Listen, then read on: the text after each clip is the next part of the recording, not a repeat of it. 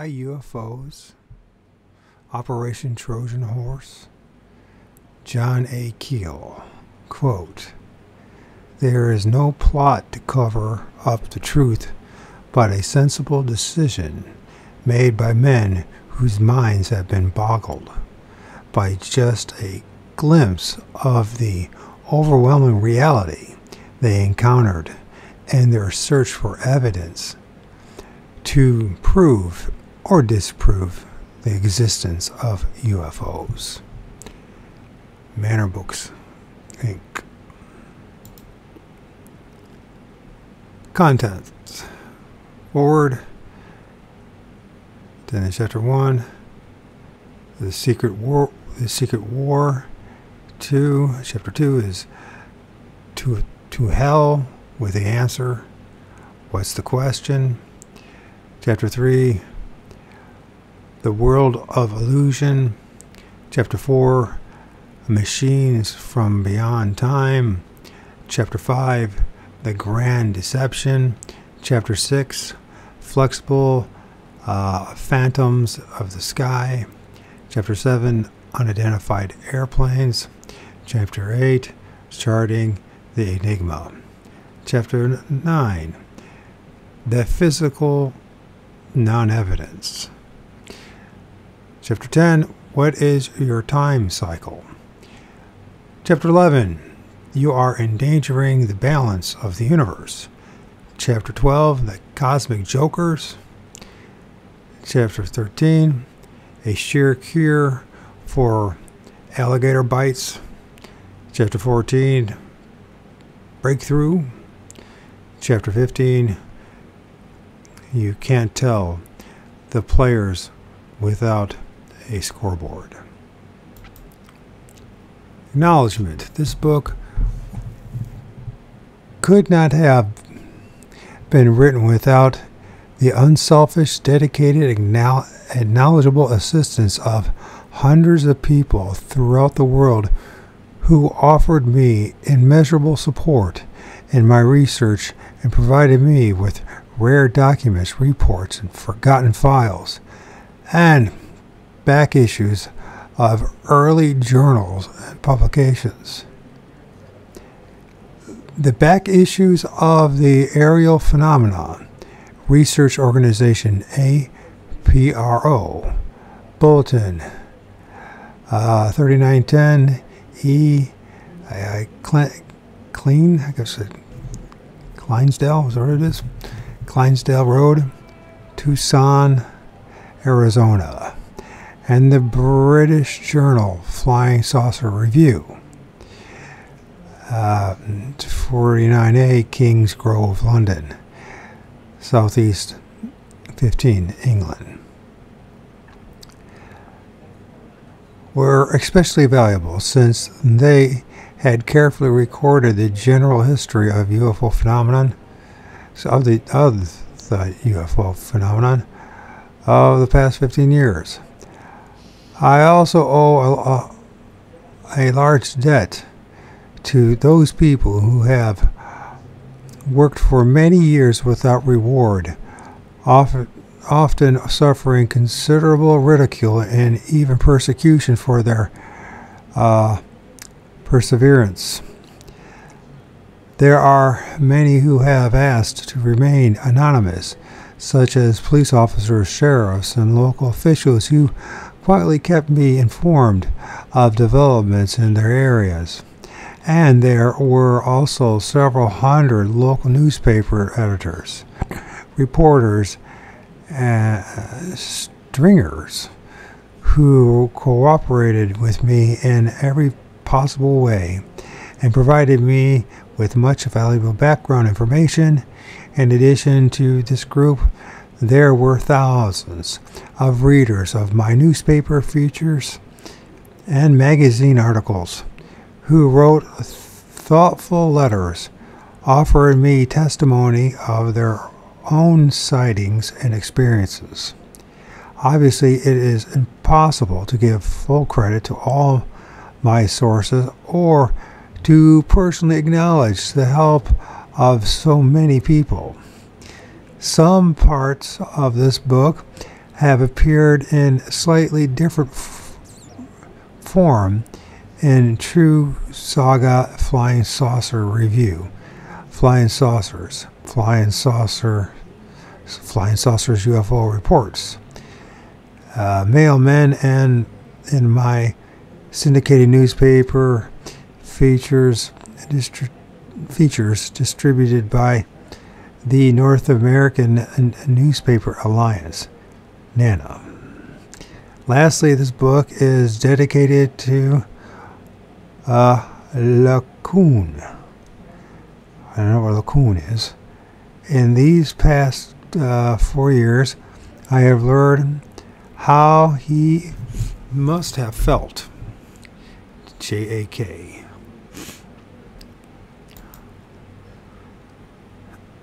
Any appraisal of the flying saucer mystery must be all-inclusive and must attempt a study of the apparent hoaxes, as well as an examination of the many events now generally accepted as being totally authentic. The date must be reviewed quantitatively, no matter how arduous the task becomes. There is a natural tendency to concentrate on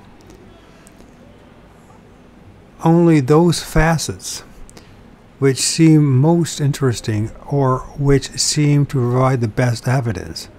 The phenomena of unidentified flying objects in a gigantic iceberg, the truly important aspect, are hidden far beneath the surface.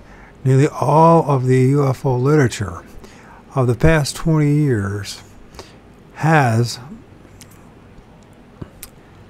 lent towards the trivia, the random sightings which are actually irrelevant to the whole, to the meaningless side issues of government policy, the dissections of personalities, and the conflicts which have arisen within the various factions of the UF cultists. For the past 4 years, I have worked full-time, 7 days a week without a vacation, to investigate and research UFO events in total depth, hacking my way systematically through all the myths and beliefs which surround the fascinating subject. This book is a summation of that effort. The original manuscript was more than 2,000 pages long. It has been boiled down and carefully edited to its present length. In the process, a good deal of documentation and many details have been deleted or heavily condensed. I had hoped to include full acknowledgement of my many sources and of many people who helped me in this task, but that proved to be impossible.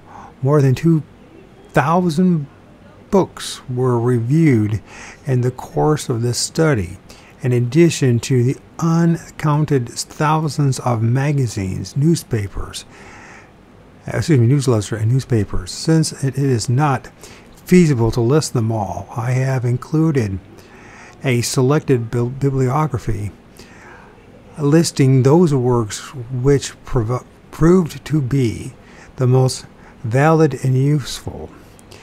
Very few of these books deal with the subject of flying saucers directly. History and what am I saying here? History, psychiatry, of religion, and the occult have proven to be far more important to an understanding of the whole than the many books which simply recount the endless sightings and aerial anomalies. I have tried to apply the standard rule of scholarship wherever possible, going directly to the original sources, in most cases instead of relying upon the distilled and often distorted versions of these events, which were later published in various media. This involved tracking down and interviewing, either by phone or in person, the people who had the experiences, or at least conferring with the investigators who personally checked into some cases and were available to supply taped interviews with the witnesses and were able to and other documentations. In the earlier historical cases, I have tried to accumulate at least 3 independent published citations for each event. Many possibly important events were rejected simply because it proved impossible to uncover satisfactory documentation.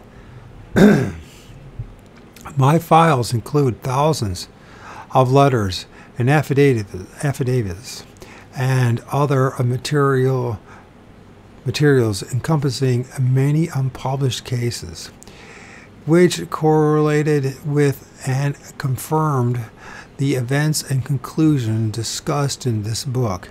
Numerous other researchers around the world have confirmed my findings through events in their own areas. The real problems hidden behind the UFO phenomena are staggering and so complex that they will seem almost incomprehensible at first.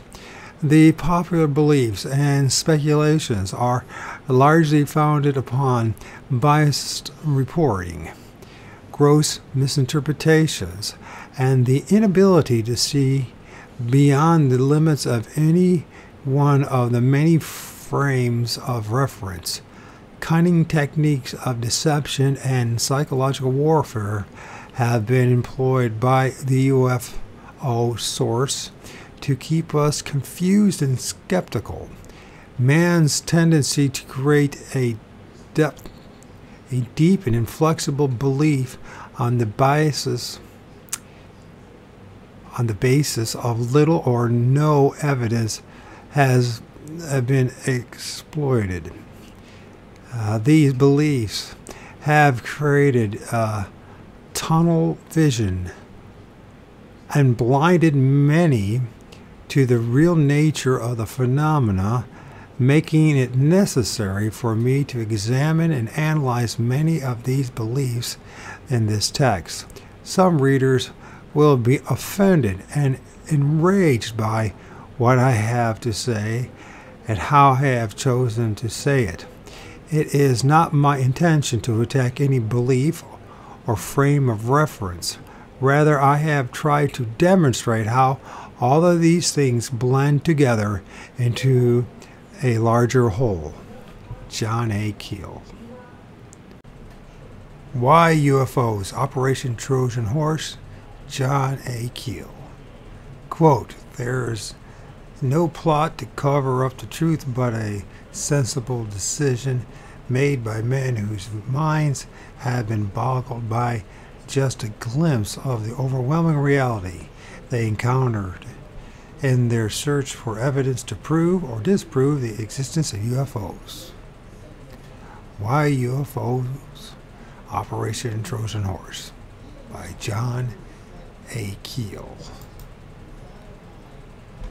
Chapter 1. The Secret War.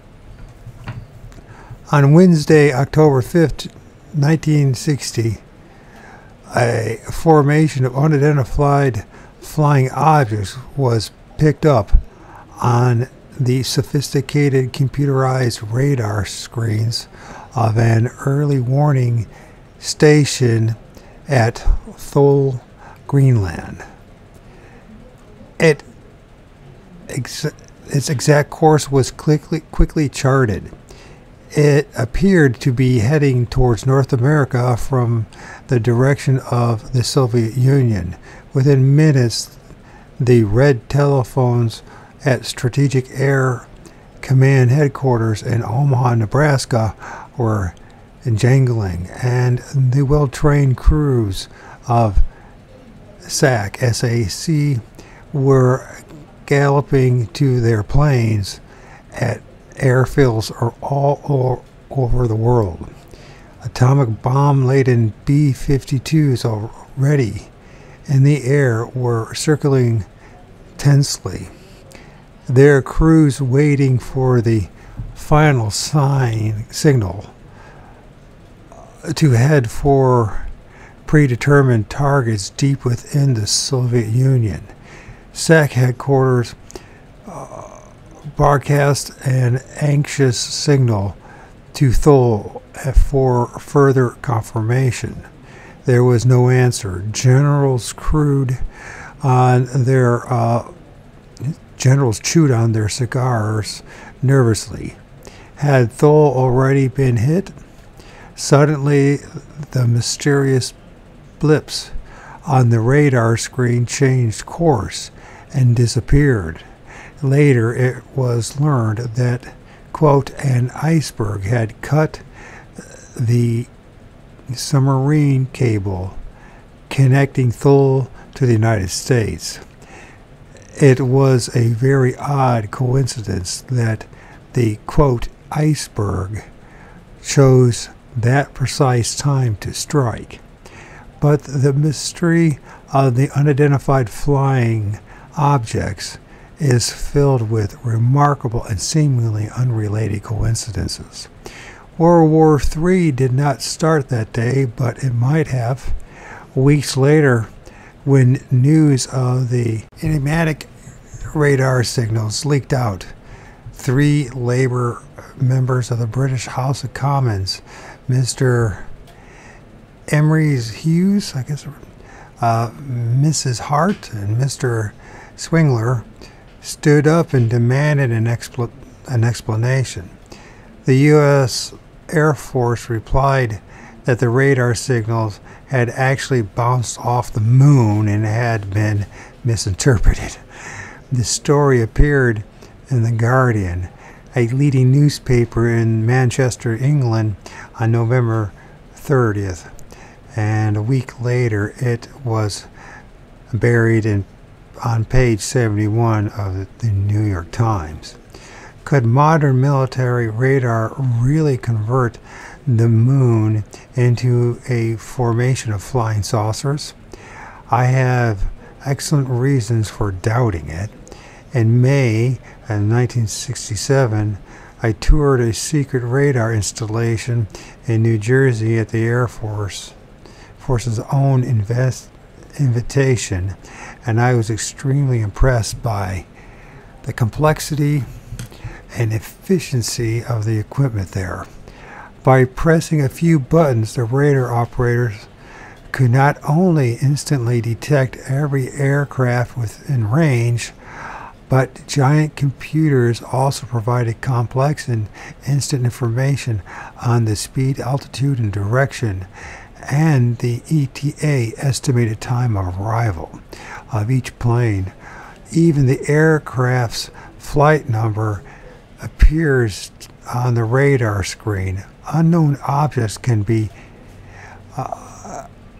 immediately picked out in the maze of air traffic, and a routine procedure is followed to identify them quickly. If these procedures fail, jet fighters are scrambled to take a look.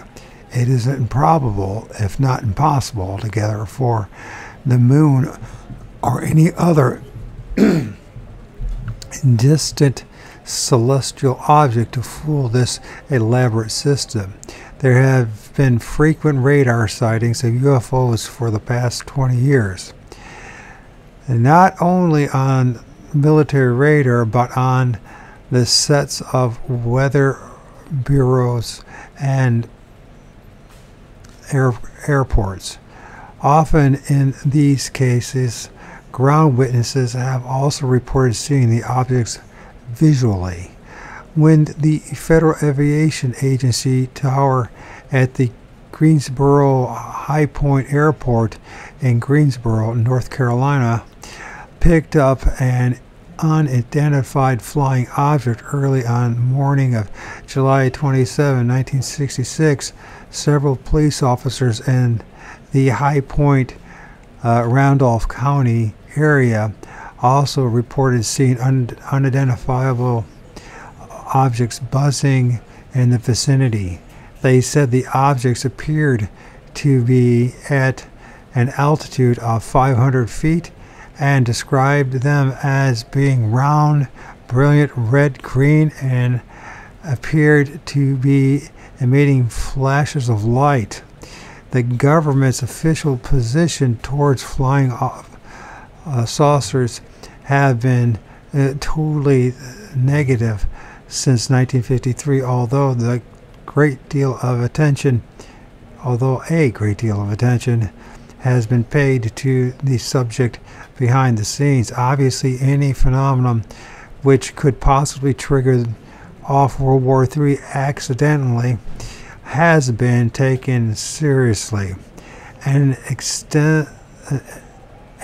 extensive flying saucer flap, quotes, numerous sightings occurring simultaneously in many widely scattered areas, broke in March of 1966. And then Secretary of Defense Robert S. McNamara had been well briefed by the Air Force before the subject was interjected into a hearing of the House of Foreign Affairs Committee on March 30th, 1966. Representative Cornelius E. Gallagher of New Jersey, a state where scores of UFO sightings had been reported that month, asked Secretary McNamara,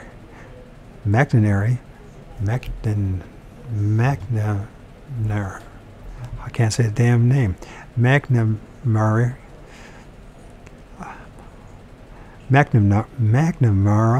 sorry about this, McNamara, if he thought there was anything at all to the flying saucer mystery. Quote, I think not, McNamara replied. Quote, I have talked to the Secretary of Air Force and Air Force Director of Research and Engineering, and neither of them places any credence, in the reports we have received to date.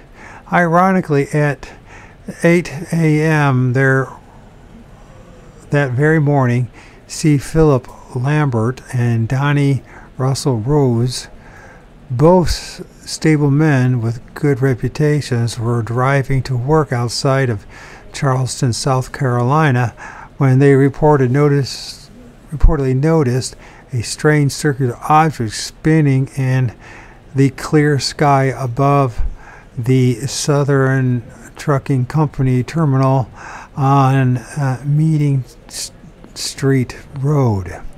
They stopped their car and watched the object for about 8 minutes.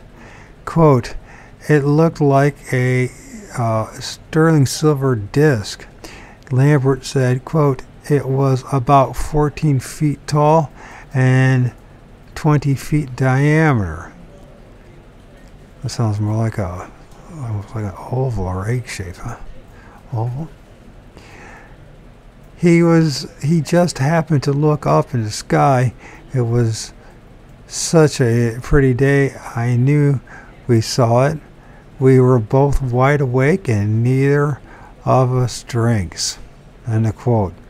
A veteran of 8 years in the airborne infantry, Lambert estimated that the object was 800 to 900 feet above the ground when they first saw it.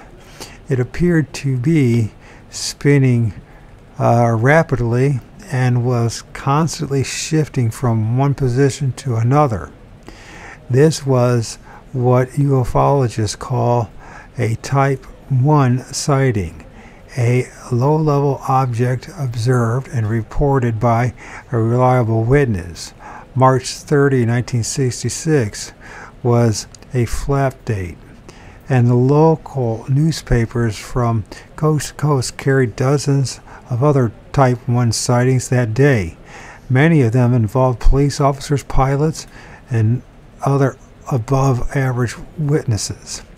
Weeks later, when all of the clippings and the reports for that day had been collected by the author, we found that extensive sightings had also been reported in the following states: Michigan, New York, Long Island, Ohio, New Jersey, Wisconsin, Iowa, and other sections of South Carolina. This was a typical minor flap, and like most flaps, it received no national publicity, and none of the sightings was published outside of its place of origin. While all this was going on, Secretary McNamara,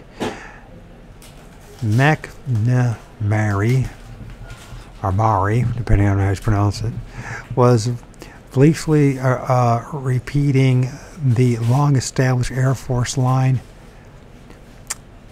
behind the closed doors at the House hearing. Quote, "People are beginning to attach significance to this matter," end quote, Representative Gallagher told the Secretary at that day. Quote, "There is no indication that they are anything other than illusions," end quote. McNamara, I guess that's McNamara, responded blandly. By the way, I know the name. I've heard it 1,000 times in my life, and for some reason I can't say it. And I'm not going to keep on recording these things, re-recording this, because I just don't have enough time in it to do so. How do you suppose those two men in South Carolina responded when they read that statement? For years now, thousands of witnesses have been reacting with anger and bewilderment to the official pronouncements and explanations. The government's attitude has succeeded in maintaining skepticism among those who have never seen a UFO, and has helped foster the general disinterest of the press in the subject. As a result, most of the reported UFO activity has gone unnoticed, and the alarming scope of the phenomenon is unknown except to the relatively small handful of organizations and individuals who have tried to keep tabs on the sightings. When I first decided to look into these matters in March 1966, I subscribed to several newspaper clipping services, and I was stunned by the results. I often received as many as 150 clippings for a single day. My immediate reaction, of course, was one of disbelief. I thought that all of the newspapers in the country had thrown objectivity out the window and were participating in some kind of gigantic put-on. It seems impossible that so many unidentifiable things were flying around our sacred skies without being seriously noticed by both the military and scientific community. Reliability of reports. My first task, therefore, was to determine just how reliable all of these reports were. I began by placing frequent long-distance calls to the reporters and editors of some of the newspapers which seemed to be carrying UFO stories week after week. Not only did they sound like reasonable men, but they all assured me that they were only publishing the most interesting and best validated stories that were being reported to them. Many were concentrating only on those sightings reported by police officers and local officials. It quickly became clear that literally thousands of sightings were being reported by ordinary citizens, but were going completely unpublished, and published sightings represented only a fraction of the whole. I also called many of the witnesses in the published accounts and learned, to my further dismay, that the newspaper stories had only outlined a part of their total experience. So, hey Chase. Yeah. I'm recording, so could you turn down the volume on yours? Yeah. Thanks. I keep on losing focus. Okay, all right. I'm gonna keep. Okay.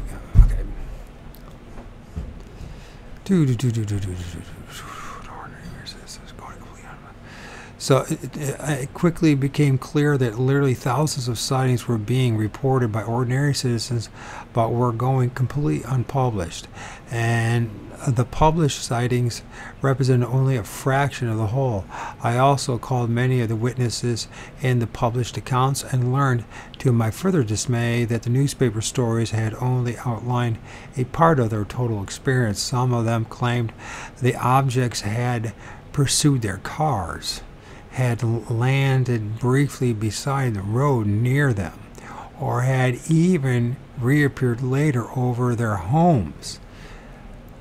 Innumerable witnesses complained that their eyes had become red and swollen after their sightings, and had, that's weird, I never heard that one before, and remained that way for days after. Others said that they had experienced peculiar tingling sensations or waves of heat as the objects passed over. I must admit that I experienced an emotional reaction to all of this at first, trying to convince myself that the phenomenon was more hysterical in nature than physical. But the more I had heard, the more I was forced to realize that all of these people were coming up with the same incredible details. It became apparent that the only way to properly investigate this situation was to travel to the various flap areas personally and interview the witnesses in depth, applying the standard journalistic techniques that I had learned from being a reporter and a writer for 2 long decades. So in the spring of 1966, I began a long series of treks which eventually took me through 20 states, where I interviewed thousands of people, hundreds of them in depth. Occasionally I encountered a publicity seeker or an outright liar, but such people were easy to spot. The majority of the people I met were ordinary, honest human beings. Many were reluctant to discuss their experience with me at all until I had won their confidence and assured them that I was not going to ridicule or slander them.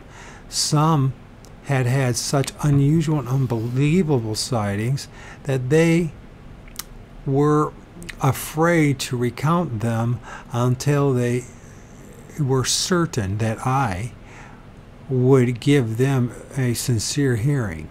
In my typical reporter fashion, I only extracted information and gave little or none in return. I seldom let the witness know that other people in other sections of the country had told me identical stories which seemed to corroborate their own experiences. The details of many of these stories were unpublished and unknown to even hardcore UFO buffs. By maintaining this secrecy, I was able to make unique correlations that might not otherwise have been possible. As I traveled, I naturally visited local newspapers and spent time with the editors and reporters who had been handling the UFO reports in the area. They were all competent newsmen, and many with years of experience behind them. And when I met the witnesses whose stories they had written and published, I realized what a skillful and objective job they had done. So I developed a new respect for the clippings that were pouring into my mailbox. Most newspaper stories were reliable sources for basic information. Likewise, I found that most of the material being published by the various civilian UFO organizations had been carefully sifted and investigated to the best of their ability, even though some of these organizations did tend to overinterpret their material and over-speculate and add the coloring of their own beliefs. They also had an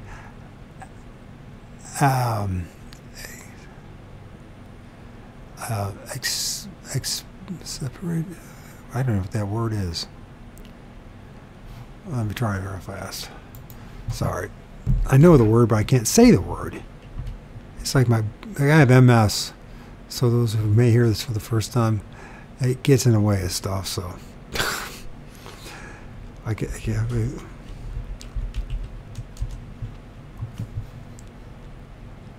Exasperating. I knew the word exasperating. I don't know why I couldn't say it. I know why, because I have MS. So they also had an exacerbating tendency to delete reported details which they felt were objectionable or detracted from their cause, in quotes.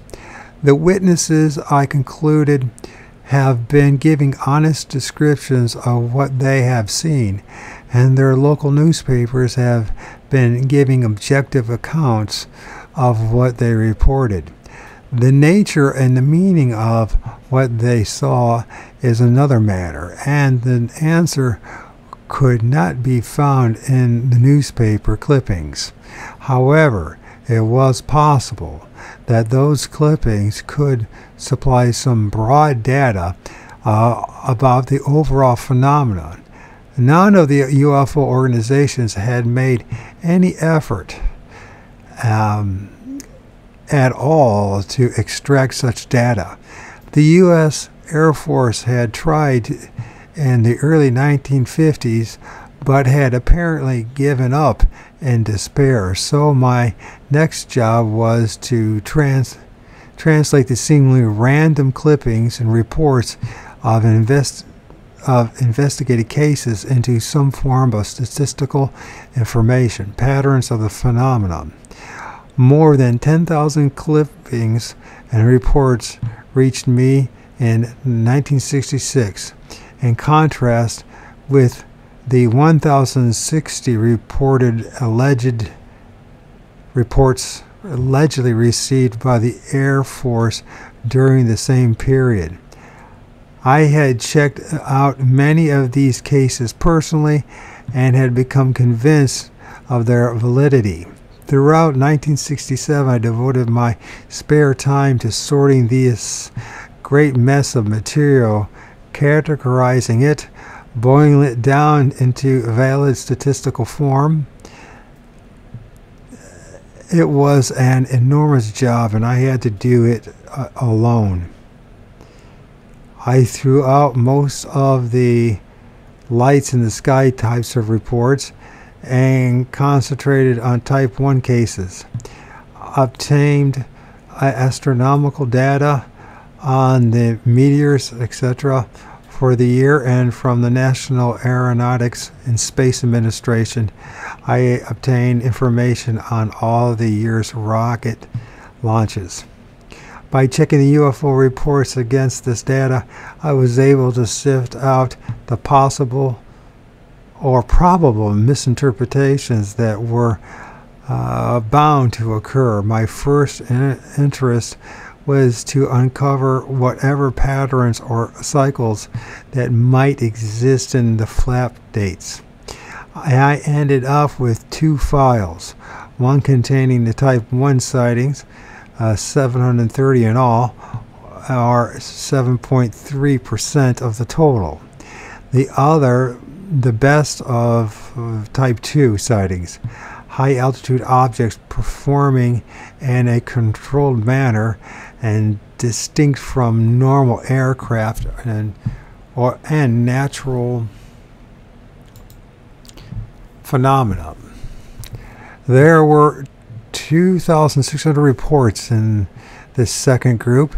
Thus, I was working with 33.3% of the total.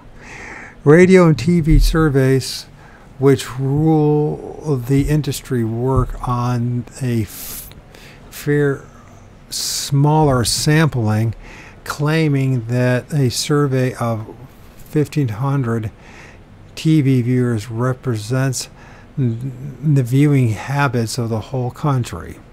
As a result, I had organized the sightings by dates. The first significant pattern became apparent. This was that sightings tended to collect around specific days of the week.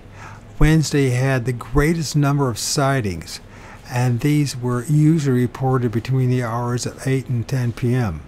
Oh, like people going to church on Wednesdays? What's going on Wednesdays to make that happen? Wednesdays, 25%.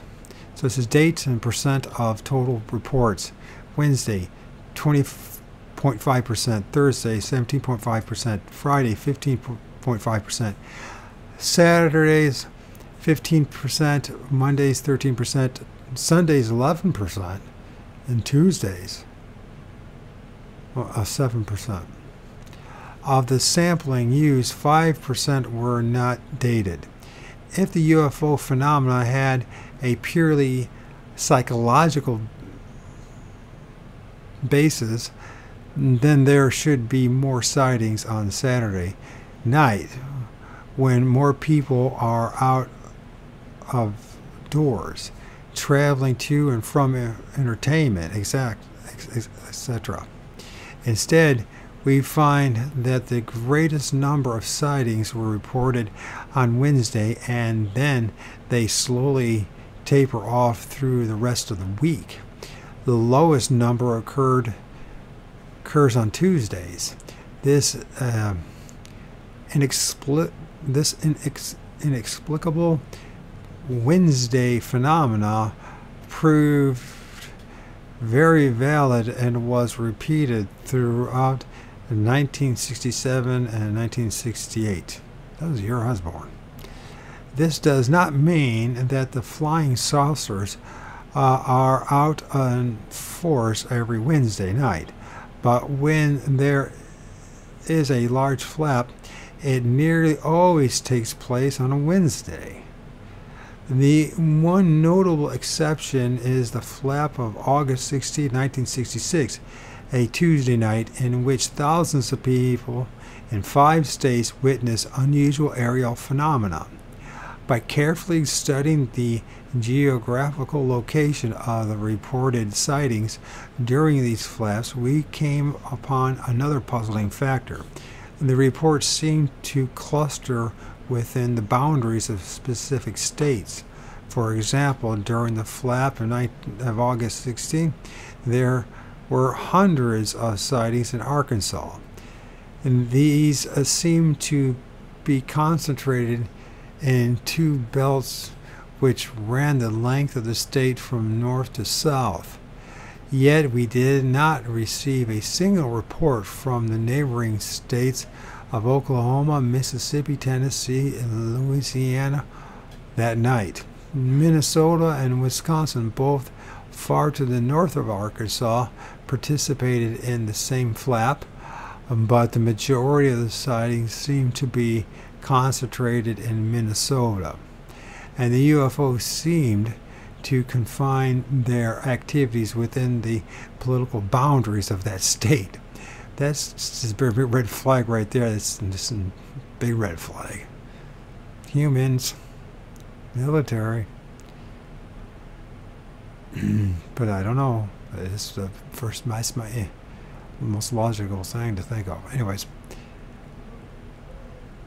random sightings were also reported in distant New Jersey that night, and a few sightings were reported in South Dakota, right on the border of Minnesota. Certainly, if the UFOs were meteors or other natural phenomena, they would also be reported in adjoining states. Cross-state sightings are not as common as skeptics would like to believe. In addition, this just tells me, because we have like the National Guard, the Air Force, right? We have Air Force bases that have restrictions within their areas. I would not be surprised if a lot of that is also within the state's boundaries. It's a red flag to me.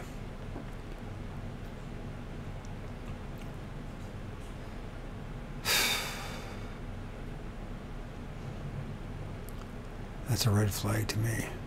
But it doesn't mean I'm right. It doesn't mean that I don't know. I have enough data to make. But this section right here, I'm just like, what?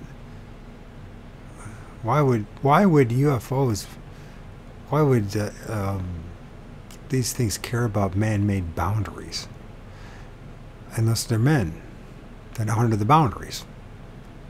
Okay. Cross-state sightings are not as common as skeptics would like to believe. In addition, the objects often linger for hours in one area. At Fort Smith, Arkansas, the newsman John Garner took his KFSA microphone into the streets and broadcast the description of the strange multicolored lights that coverted over the city for hours as great crowds of people watched. Another newsman, Ken Bach of KDRS, Paragould, Arkansas, did the same that night. In my studies for several other flaps, I have discovered the same baffling and geographical factor. If the UFOs are actually machines of some sort, their pilots seem to be familiar not only with our calendar but also with our political boundaries of our states.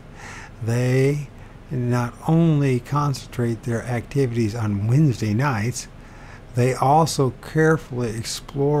our state's methodically, I can't say the damn word, methodically from border to border. Does this sound like the work of Martians or extraterrestrial strangers? Or does it sound like the work of someone who is using our maps and our calendars and may therefore know a great deal about us, even though we know little about them? And this is still going to describe the military and the ruling elite, the oligarchs. But the skeptics try to explain away the published UFO stories by saying that a mass hysteria builds up in flap areas and that everyone starts seeing the things once a few reports have been published. This is patently untrue. Reports have been published, and this is What do you want to say something? I just want to ask you something. What? Can we go get a BB gun anytime soon? You already have one. No, I want a new one. I want like a pistol. So where are you going to shoot it at? Outside. No, I'm gonna shoot it inside. Okay. And I'll dig guitars. No. I'm gonna shoot it outside. Can we get it? Tell your mom to buy it. No, she won't buy me it. Can you please? She's got 10 times the amount of money as I have. We won't be able to get it this month. We'll look it up. We'll see what kind of BB gun you're talking about first of all. Have you even looked it up? Hey, She won't let me get it. put my cane back where it belongs. No, she won't get me it. You're not. It's not. Look it up, and then we'll see how much it costs.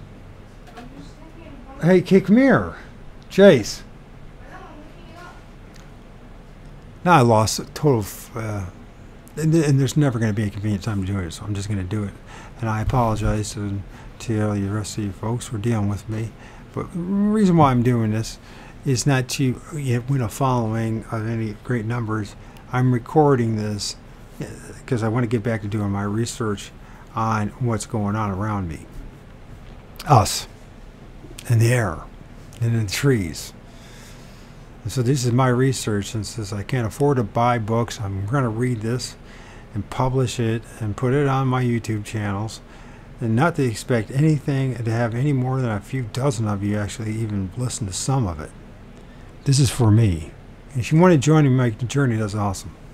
It's part of my journey, and part of my journey is that I'm a dad, a single dad, who pays child support to his mom and gets no support and has my son most of the time. Great system that we live under.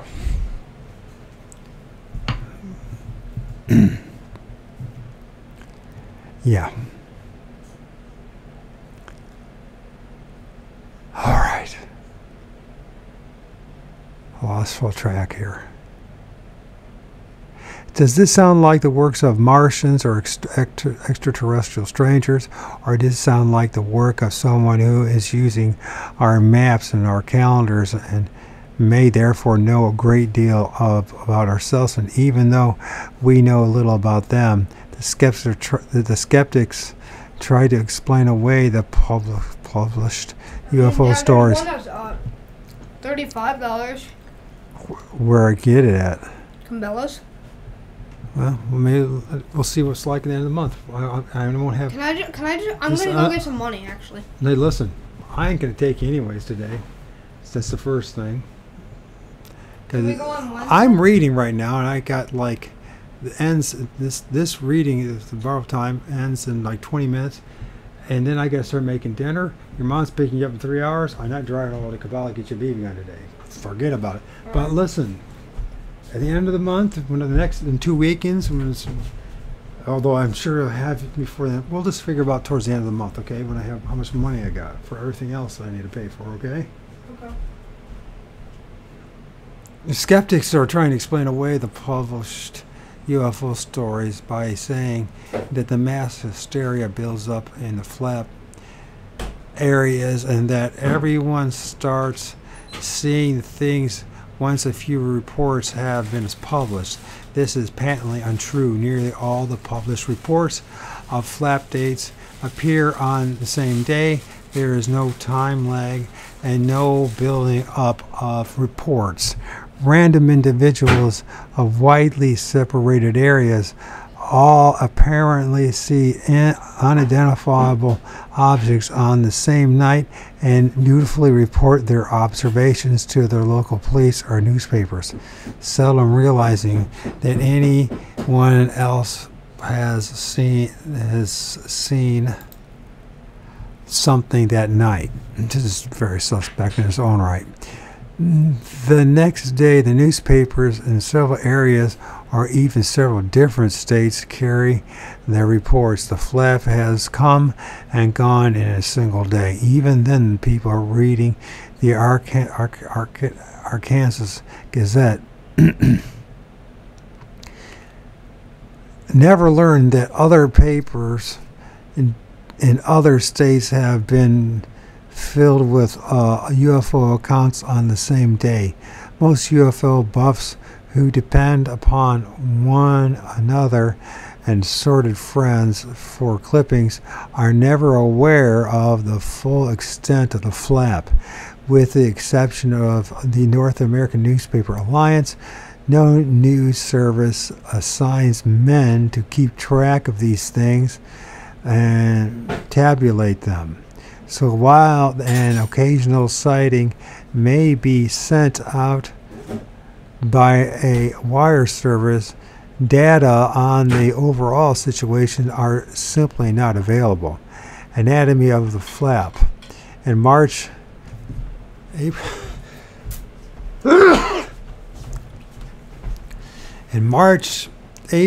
through April of 1967, the published UFO sightings outstripped all previous years. I received more than 2,000 clippings and reports in March alone and was able to investigate many of them at first hand.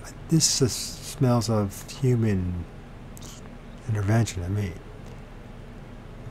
Especially 1966 or 67, where all the things going on. 66 or 67, you have all these UFO sightings.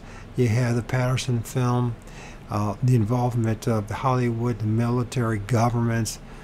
Yeah. And by the way, I'm not saying I don't believe in UFOs. And I know Sasquatch is real because I've seen it. But I also don't. Anyways, we're going to read it anyways. I received more than 2,000 clippings and reports in March alone and was able to investigate many of them at first hand. Yet the major news media ignored this flap. How does one single person get 2,000 news clippings and you could, and sure you get, he's a journalist and all that, but Keel had deeper connections than most people are willing to admit. So it seems not to say this is not worthy of reading. I'm just saying when we're talking about the spirit realm, we're talking about religion, we're talking about banking, we're talking about the political system, the oligarchs and ruling elite, what's going on with the supernatural, quotes supernatural. Yeah, there's a lot of mind fuckery going on. At the same token, people like myself and millions of other people have had sightings, experiences that that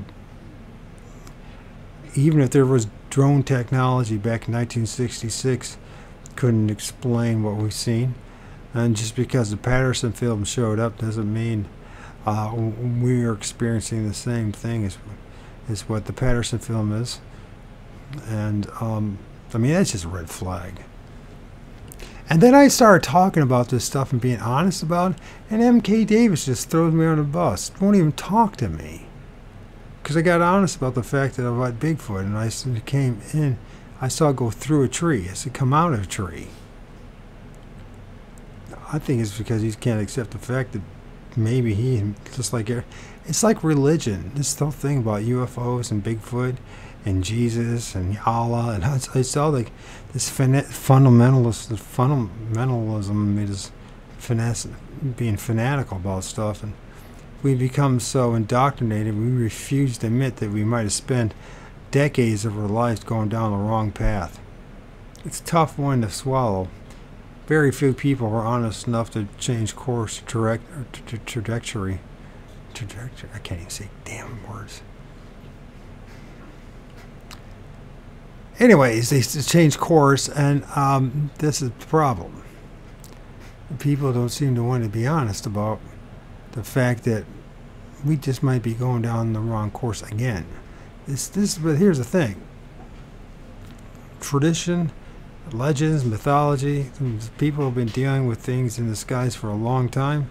Obviously, in fact, our ancestors spent a lot more time looking at the sky than we do. In the West, we hardly spend any time looking at the sky anymore. Maybe this is something that, maybe this,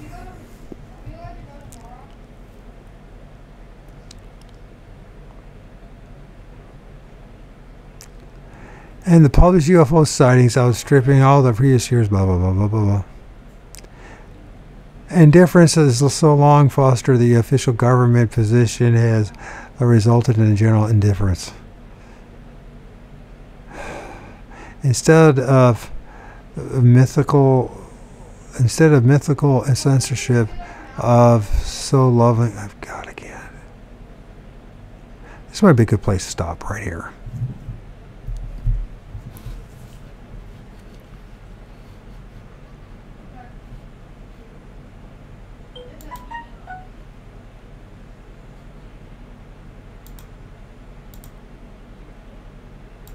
Anatomy of a flap.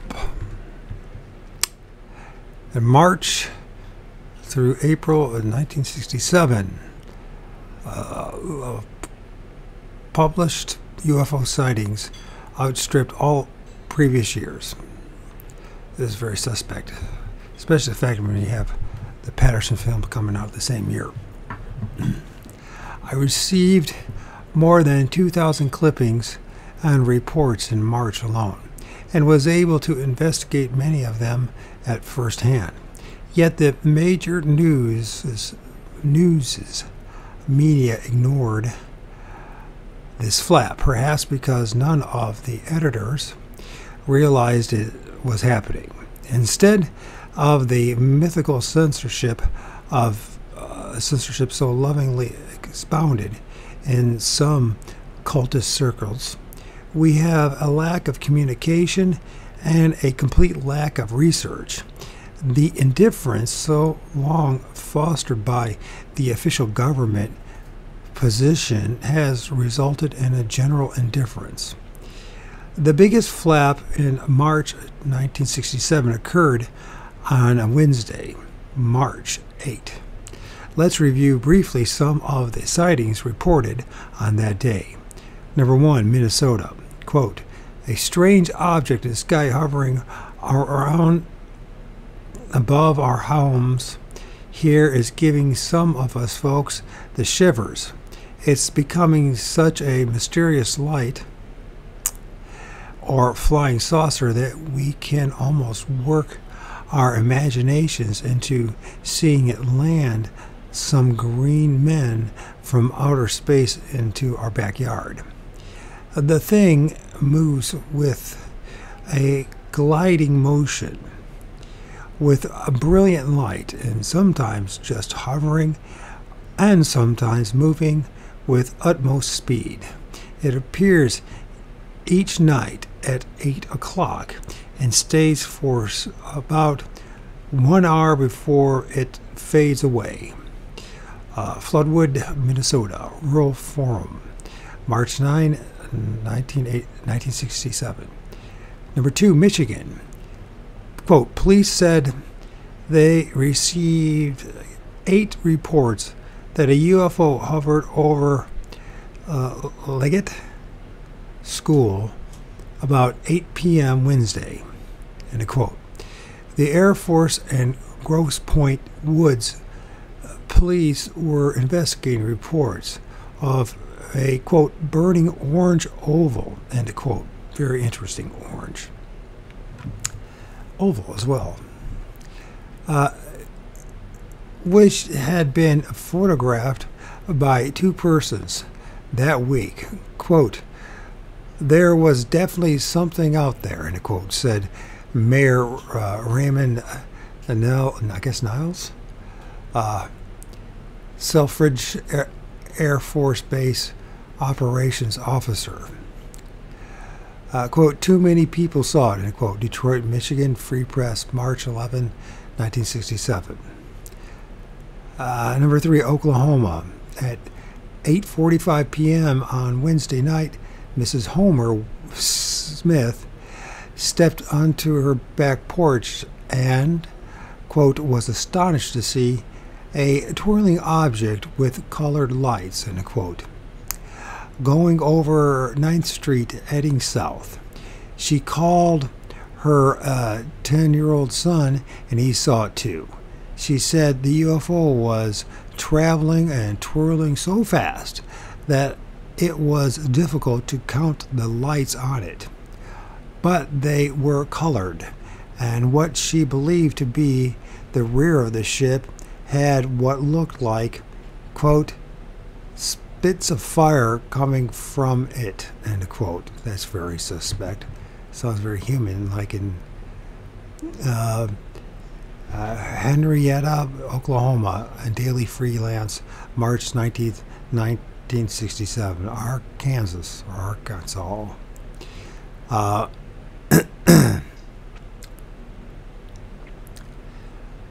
Mrs. Ned Warnock of Brinkley, Arkansas, viewed an object from her kitchen window that night. Quote, it was a reddish orange, and she said, quote, it changed to a silver white color just before it took off. Interesting. It was round and pretty large. It was real low, but gained height and speed as it took off. It was moving too fast for a star, end quote. She alerted her neighbors, Mr. and Mrs. J.H. Folkerts, and they also saw the object. Charlton, Arkansas, the Monroe County Sun, March 16, 1967. Number 5, Maryland. 2 residents and a police officer observed an object which appeared circular with, a, quote, a shiny gold bottom, end quote. When it hovered, the top glowed red. It flew an oval-shaped path going back and forth from Fort Meade to Laurel 3 times before taking off. Laurel, Maryland, Prince George County News, March 16, 1967.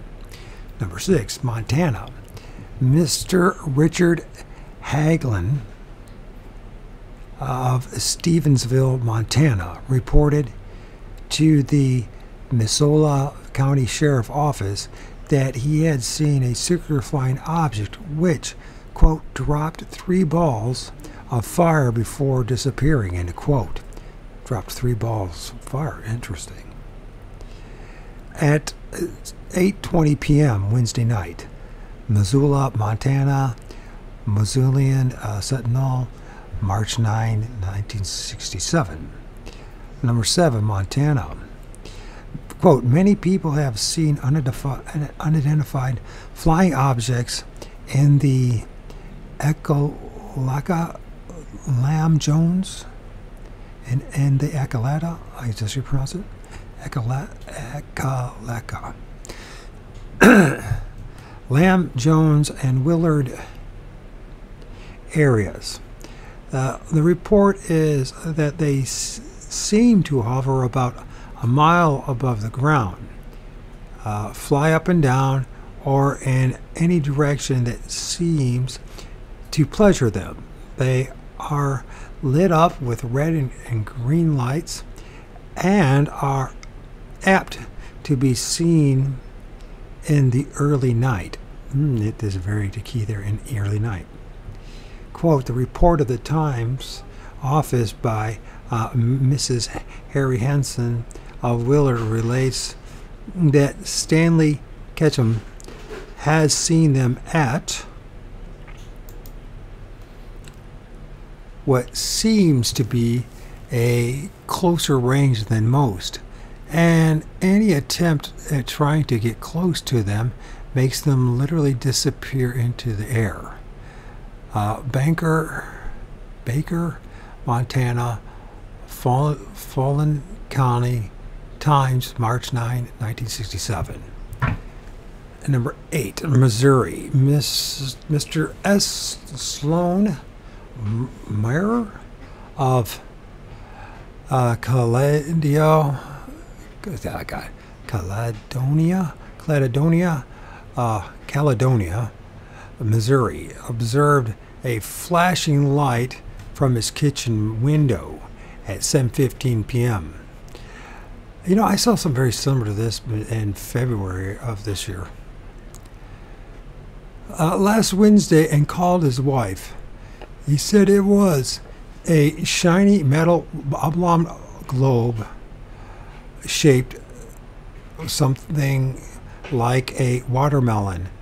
Around the perimeter were many beautiful multicolored lights, green and red mostly, but also white, blue, and yellow, running into orange. And they estimated that it was about 35 feet long and said that they watched it from 15 to 20 minutes before it flew out of sight. Branson, Kentucky Standard, March 16, 1967. Number 9, Missouri. Quote, in the past 2.5 weeks, 75 to 100 persons were reported sightings in the Osage Beach and Lynn Creek area. I can't pronounce that. Versailles, Missouri, Versailles, leader statement, March 16, 1967. Number 10, Missouri. Mrs. Phyllis Rawls of Bouncton, Missouri, reported seeing a multicolored object at 8 p.m. Wednesday. She described it as having flashing blue, green, and white lights. It hovered for 2 hours, moving in an up and down motion. Many others in the area had similar sightings, including Leo Case, a newsman for the station KRMS, Boonville, Missouri Daily News, March 9, 1967. Illinois, Mr. and Mrs. Lonnie Davis were driving on Route 30 around noon when they saw a beam of light come from a wide open area south of them. They stopped and observed a strange object for 3 to 4 minutes. It was very brilliant. Mrs. Davis said that cast a red and blue color. It was circle shaped. It seemed to come towards us, but gained height until it went back of a small cloud. We watched for about 10 minutes more, but it never appeared again. Ronald Kohlberg of Aurora, Illinois, said he and other residents of his neighborhood, quote, have noticed an unusual light in the sky west of their area every night for a few months. Aurora, Illinois, Beacon News, March 9, 1967. Number 12, Illinois. Several witnesses in Pontiac, Illinois, reported sightings to the state police on Wednesday. They said a white light flashed occasionally with a less frequent red light and a periodic green light. The object appeared between 10 p.m. and midnight and moved up and down slowly. Well, more than a dozen people have seen the object this week. Pontiac, Illinois, leader March 10, 1967. Illinois again. Knoxville County Deputy Sheriff Frank Carson, and 20 other persons watched a pulsating white and red circular object for several hours on Wednesday night. The object resembled an upside-down bowl and appeared to be about 2,000 feet off the ground. Deputy Corson added that a similar object crossed over his car Monday as he drove along the Interstate 74 near Galesburg, Illinois, but he was scared to tell anyone about it then. There were also reports of UFO sightings Wednesday night in Warren and Henry County, west of Galesburg. Associated Press story, widely circulated March 10, 1967. Illinois State Police and scores of others watched UFOs near Flanagan, Illinois. On Wednesday night, a state trooper named Kennedy said he had followed the object to US 51, where he met two Woodford County deputies who had been watching it approach Minnook from the east. The object was a brilliant bluish white and red. Bluish white and red. Bloomington, Illinois, pentagram, March 10, 1967. Illinois, flying saucer reports, one of them from a veteran policeman and pilot, flooded the Knox County Sheriff's Office in Galesburg Thursday. Dozens of similar reports poured into police departments in Moline, Illinois. Chicago, Illinois. News, March 9, 1967. Number 16, Iowa. On Wednesday, Thursday, and Friday nights of last week, unidentified flying objects were reported by several persons, including Dr. and Mrs. W.G. Tights, I guess I should pronounce it, Connie Daggett, and their younger brother Jack Chadwick, and John Kawala, I guess Kaiwala, something like that. The UFOs west of Eldora were all reported at approximately the same time nightly, at about 8:30 p.m. UFOs have also been reported in the Steamboat Rock area.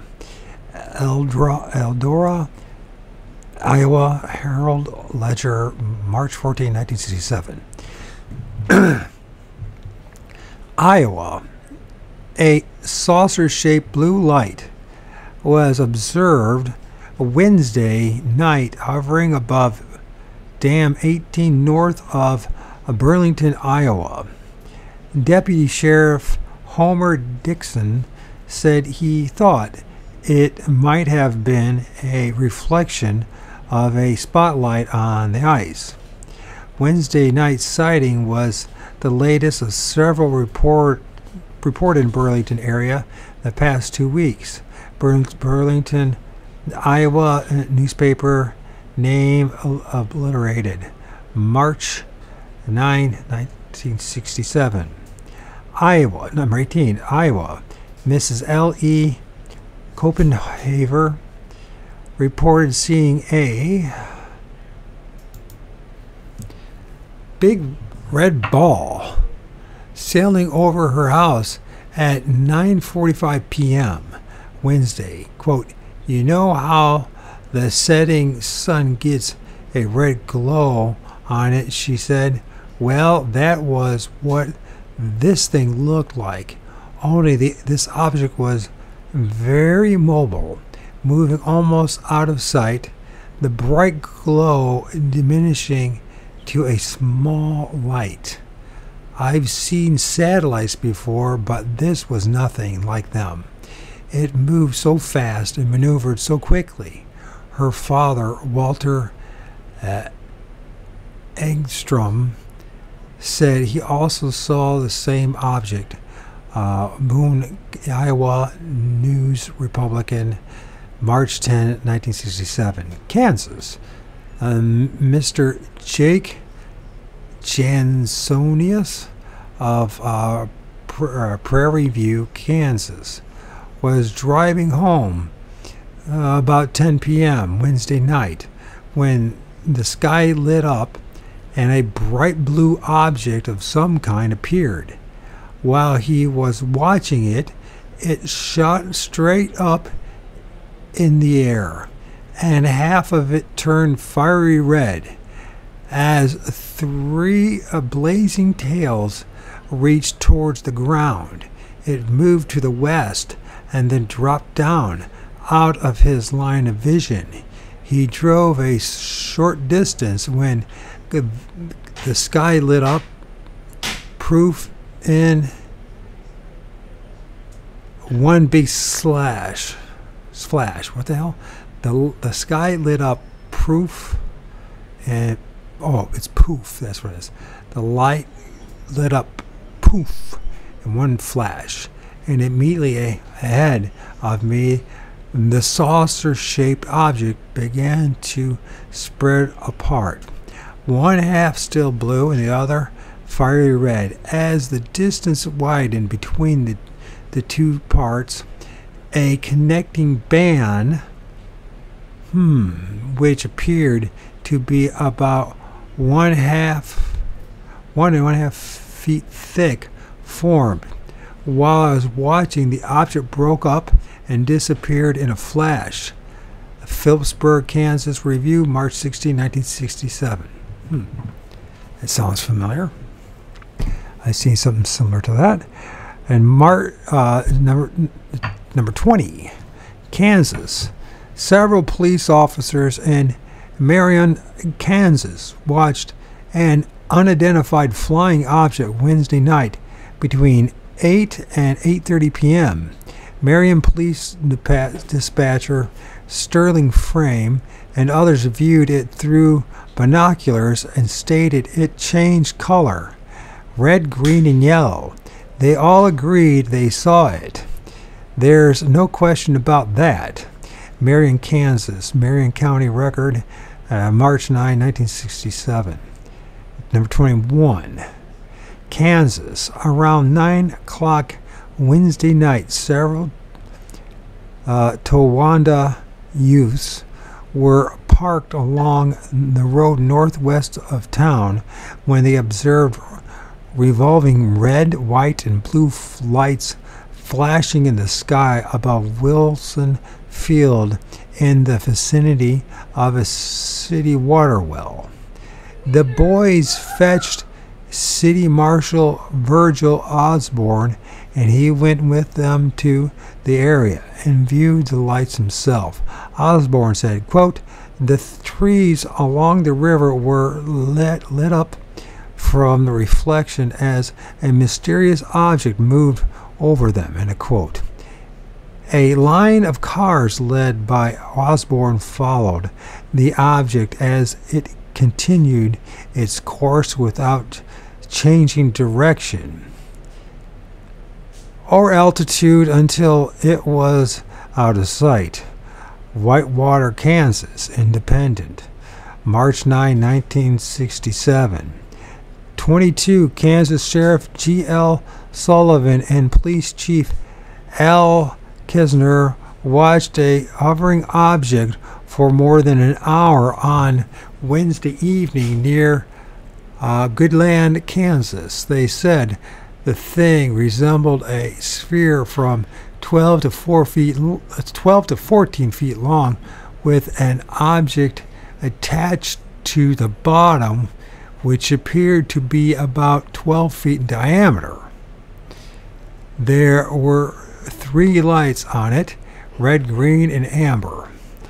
A Goodland policeman, Ron Weehunt, reported seeing an oval-shaped domed. You okay? You all right, buddy?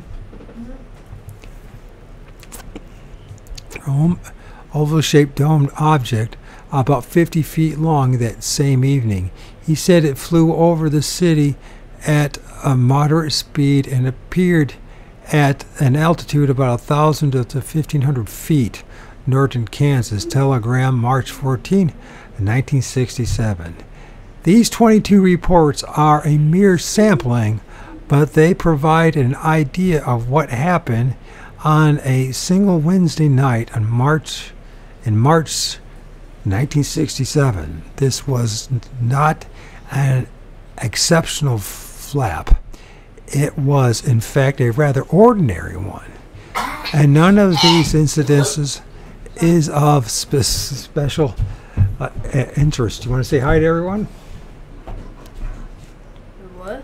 I'm recording. You want to say hi to everyone? Special forces, more like special needs. Bum. I don't know what that meant, but he likes to be silly. It's good to have a sense of humor, even if it doesn't make sense. Anyways, these 22 reports are a mere sampling, but they provide an idea of what happened on a single Wednesday night in March 1967. This is not an exceptional flap. It was, in fact, a rather ordinary one, and none of these incidents is of special interest. There were 74 flap dates in 1966, many of them much larger than that of March 8 of 1967. Well, why don't we read about them then? The flap of March 8 seemed to be largely concentrated in the states of Kansas, Illinois. In fact, much of the UFO activity in recent years has been focused on the Midwestern states. Until the fall of 1967, a simple pattern seems to have emerged. Less densely populated areas have had higher ratios of sightings than heavily populated sections. That probably has to do something with light pollution, right? In the U.S., the Air Force discovered this odd fact back in the late 1940s. If this were a purely physical phenomenon, then there should be more reports in the more densely populated areas. I don't know about that. I don't know why about that case. Instead, the reverse has been true. The objects still apparently prefer remote sectors such as hill country, deserts, forested areas, swamplands, and places where the risk of being observed is the least.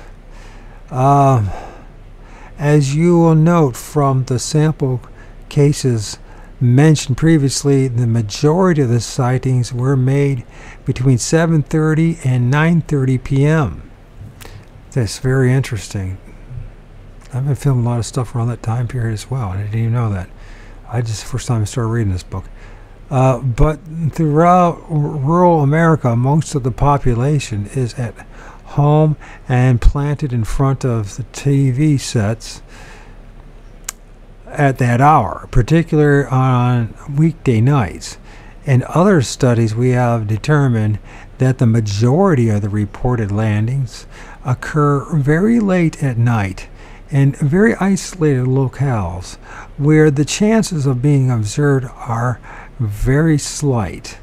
In most farming areas, the people are early risers, and therefore most of the population is in bed before 10 p.m. It is after 10 p.m. that the unidentified flying objects cut loose. When they do, when they do happen to be observed on the ground, it is either by accident or design, and usually they take off the moment they have been discovered, or they inexplicably disappear into thin air. Already we can arrive at one disturbing conclusion based upon these basic factors of behavior. If these lights are actually machines operated by intelligent entities, they obviously don't want to be caught. They come in the dead of night, operating in areas where the risks of being observed are slight. They pick the middle of the week for their peak activities, and they confine themselves rather methodically to the political boundaries of specific areas at specific times. All of this smacks uneasily of a covert military operation, a secret build-up of remote areas in remote areas. Unfortunately, it is not all this simple. The first major UFO flap in the Midwest took place in 1897. There's something else going on here. If secrecy is, quote, their goal, goal, then both our newspaper wire services and our government have happily been obliging them. What are the reasons? And more importantly, what are the pitfalls? If strange unidentified flying machines are operating freely in our midst, I wonder if we can really accept what Secretary of Defense McNamara told the House Committee on Foreign Affairs on March 30, 1966. Quote, I think that very report so far has been investigated, quote.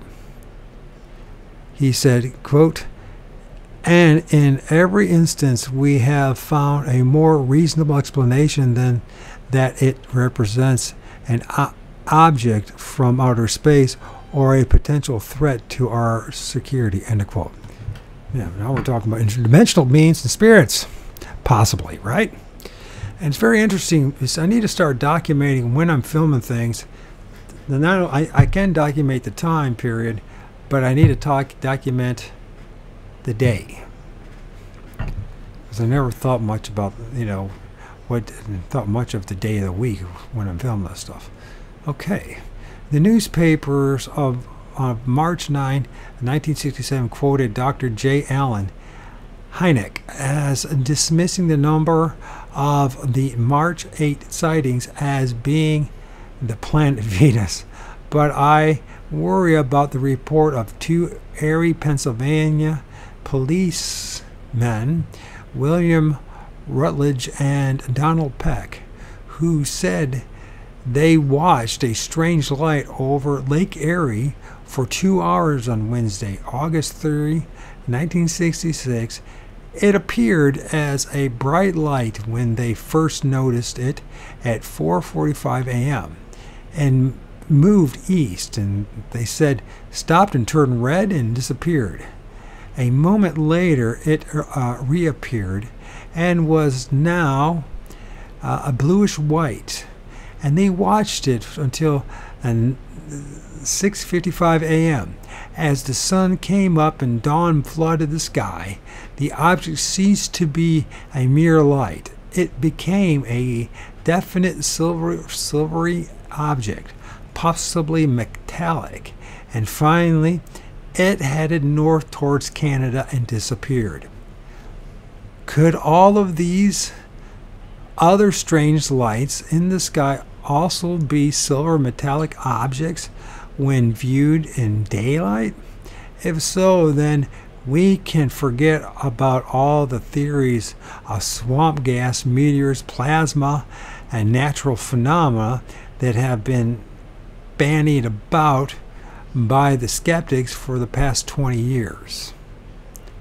And that's the end of chapter 1.